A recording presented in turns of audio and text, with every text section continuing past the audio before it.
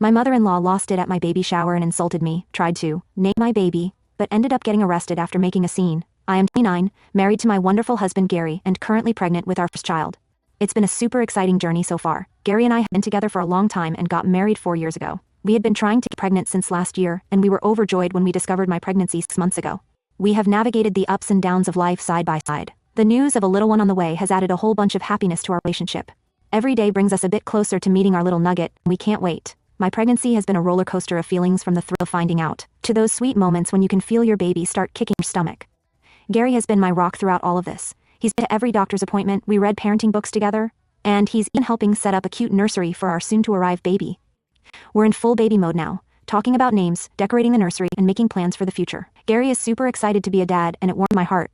He's all in, sharing the load of getting ready for the baby. We're facing the challenges and fun parts of pregnancy together, enjoying every moment as we get ready to meet our little one. 2 months back, we decided it was time to share the exciting news about my pregnancy with our family. We made sure we crossed the crucial first trimester milestone and were completely certain before spreading the joy to our loved ones.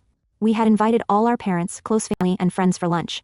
They arrived expecting a regular lunch, but upon noticing my growing stomach, their expressions shifted to joy and amazement. My mother started crying when she saw me and confirmed that I was indeed pregnant. She understood why we had kept the news secret and was overjoyed to be a grandmother soon. However, Gary's mother Barbara had a completely different reaction. Instead of sharing in the joy, she reacted angrily on learning that we had kept the pregnancy hidden. She felt left out and accused me specifically of intentionally excluding her. Despite my attempts to explain the reason behind our decision, she continued to look pissed and refused to engage with me further. Her disapproval cast a shadow over what should have been a joyful family occasion. Throughout the night, Barbara didn't address me at all. She displayed disrespect not only towards me but also towards my mother, who had always been nothing but kind to her during their previous encounters.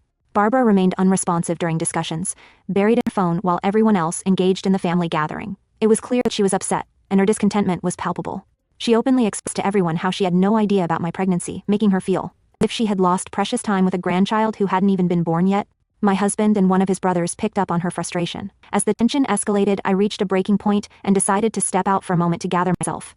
My mother, who noticed my distress, came to comfort me until I felt composed enough to return.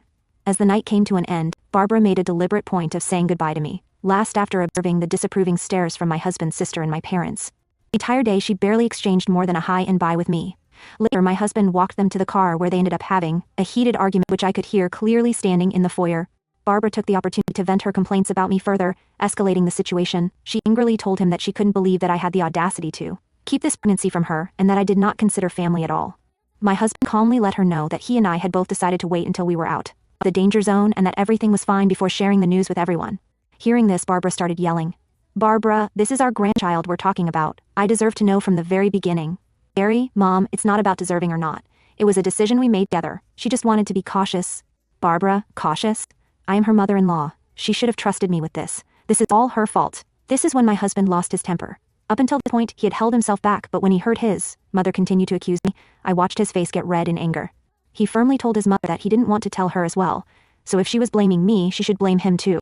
He continued to tell her that she needed to get over this and stop overreacting. Barbara told him that he should open his eyes, as he was letting me control everything, and, as his mother, she should have been the first to know if her son was having a grandchild. My husband stood his ground and asked her to stop attacking me. He said that he loved her, but she needed to leave and cool off before saying something she would later regret. As Barbara stormed away, leaving my husband standing there visibly frustrated and disappointed. With his mother's reaction, I was unaware of the tears streaming down my face. The sharpness of her words had left me hurt and bewildered. Gary, quick to notice my distress, rushed to comfort me and gently guided me back into the house. My parents, sensing the tension, graciously stayed back until I felt emotionally composed and reassured. Barbara didn't just stop there. Later that night, I received a message from her, and my anxiety heightened anticipating the content. Her message read, "I must say I am deeply disappointed in you. You knowingly kept a significant piece of information from me, and I find it absolutely unforgivable. I can't believe you would rob me of the joy of knowing about my grandchild from the very beginning. This is not how a family should operate, and I find it disrespectful and hurtful. Instead of apologizing to me for your immature action, you are now causing a divide between me and my son. Shame on you." Her words cut through me, and I couldn't help but feel a mix of anger and hurt. I showed the message to Gary, and he was beyond pissed. He couldn't fathom why the mother would react so negatively and place the blame squarely on me.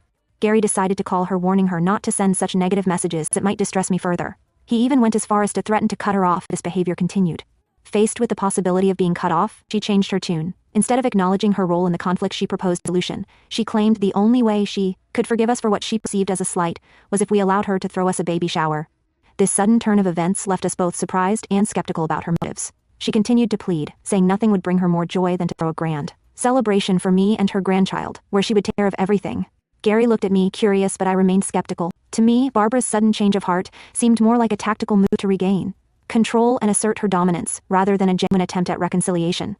Despite my reservations, Gary, always wanting to keep peace, entertained the idea of accepting her offer. I expressed my concerns to Gary, stressing that accepting her offer might only fuel her belief that her behavior was acceptable. Gary understood my perspective but told me that he hoped that by allowing his mother to throw a baby shower for me, it could be a way to mend fences and create a more harmonious family environment before the baby arrived. I begrudgingly agreed, and Gary informed his mother to go ahead with the planning. Barbara was overjoyed and expressed her gratitude for allowing her to take charge. Despite entrusting her with responsibility, I had assumed there would be some level of collaboration where she would seek my input and consider my preferences for my own baby shower. With the event still a month away, I anticipated more detailed planning to unfold in the coming weeks. However, to my dismay, I discovered that my mother-in-law had gone rogue. She purchased all the decorations, chose the games, and planned activities without consulting anyone, including me. When my mother reached out to her to discuss the baby shower, my mother-in-law simply informed her that everything had been decided and that it would be a surprise for me. The lack of communication and consideration left me feeling disheartened and frustrated, as the event, meant to celebrate a joyous occasion, was now being shaped without regard for my preferences. On the day of my baby shower, the air was filled with a mix of excitement and tension. I arrived at the venue, a local banquet hall, surrounded by my close friends who were eager to celebrate. As I walked in, I couldn't help but notice the outrageous decorations that my mother-in-law had chosen, a sea of brown and beige balloons depicting a theme entirely her creation. I absolutely hated it. This looked like a misguided attempt at a safari theme gone wrong. I had imagined soft pastels and delicate touches, but she had gone the opposite way. The tension escalated when my eyes fell upon an enormous banner featuring a collage of my husband's baby pictures with Barbara. Everyone looked confused. She laughed it off, saying she expected our baby to look exactly like my husband, and she was proud of how cute he was as a child. It was clear she was determined to make the day about her own experiences as a mother, rather than about my baby. When my mother walked in, her eyes widened in shock. She then firmly grabbed the banner, removed it from display, and threw it in the bin. The room fell silent. Barbara confronted her, but my mother responded calmly that this celebration was about me and my baby, not Barbara's personal achievements. Guests looked uncomfortable. Barbara, realizing her attempt had backfired, retreated with a forced smile. The shower continued with tension. Later, when it was time for gifts, Barbara handed me a huge box with a grin. I felt embarrassed but forced a smile and thanked her. Then came the cake cutting. She ordered an extravagant cake and made a big show of announcing she had come up with the perfect name for our baby girl. She declared it would be named after her great-grandmother with a Victorian-sounding name. I was shocked. I explained that Gary and I wanted to choose the name ourselves. She insisted that if I were a good daughter-in-law, I should accept it since she had spent so much money. I firmly stated the decision was ours. That's when Barbara lost it. She started yelling at me, claiming I was disrespectful and criticizing my upbringing. She pointed her finger at my face. My mom stepped in to shield me. Barbara shouted that she was the actual mommy of my baby, since she gave birth to Gary, and it was his sperm that impregnated me. Her words were disgusting. She kept insulting me and my mother. It was clear she had drunk too much. Trying to salvage dignity, I decided to leave with the gifts my friends brought, but Barbara snatched them from my hands, tossed them to the ground, and accused me of being ungrateful and a witch who was coming between her and her son. People began filming. Feeling unsafe, I called the cops. When officers showed up, Barbara went into full drama mode, pointing fingers at me and painting herself as the victim. Being drunk, she resisted and even yelled at the police.